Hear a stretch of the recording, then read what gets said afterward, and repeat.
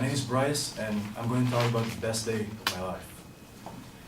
On September 20, 2014, I woke up early in the morning. I couldn't help feeling expectant as I got out of bed because that day was the first day I experienced my first skydive. You may wonder why I got into skydiving. After 5 years of working as part of the ground crew for the Golden Star skydiving team, I got to witness many of their demonstration jumps. So naturally, I wanted to experience skydiving for myself. Finally, I got a chance.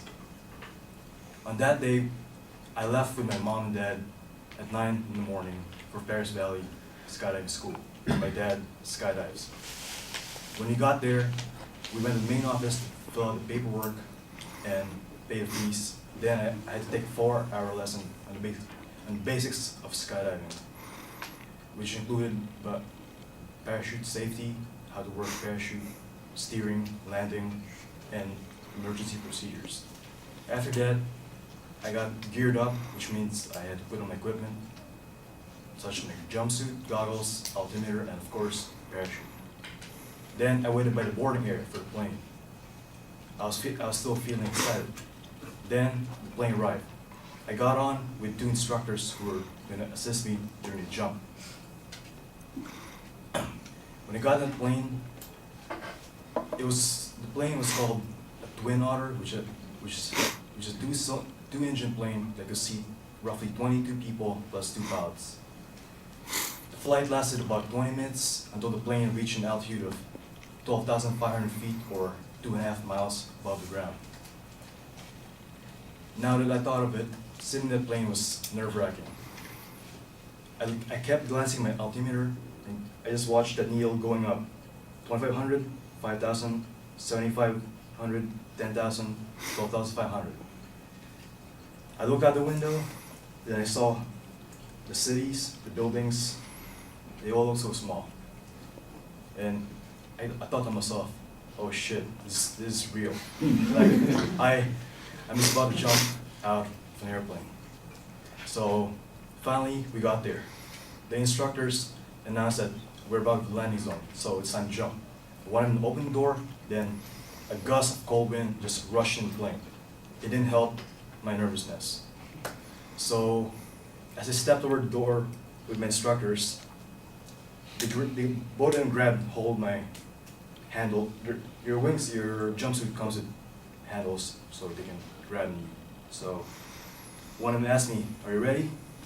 And despite my nervousness, I said, "Hell yeah, let's go." So the countdown, ready, set, go. We all jumped out of the plane. All I could feel was the wind rushing past me as I fall to the ground about 120 miles per hour. My instructors helped me get into a stable position to prevent me from tumbling and cartwheeling in the air. Finally, they gave me a signal. It's 5,000 feet, pull the ripcord. So I pulled the ripcord and I felt slight jolts as the parachute deployed behind me. And I looked on either side of me, both instructors had flew away to avoid the parachute opening. So I was on my own. So as I was floating there, it felt oddly calm, seeing as you're falling to the ground at such high speed. But I looked around, the view was great. I could see mountains, cities, plains. It was amazing.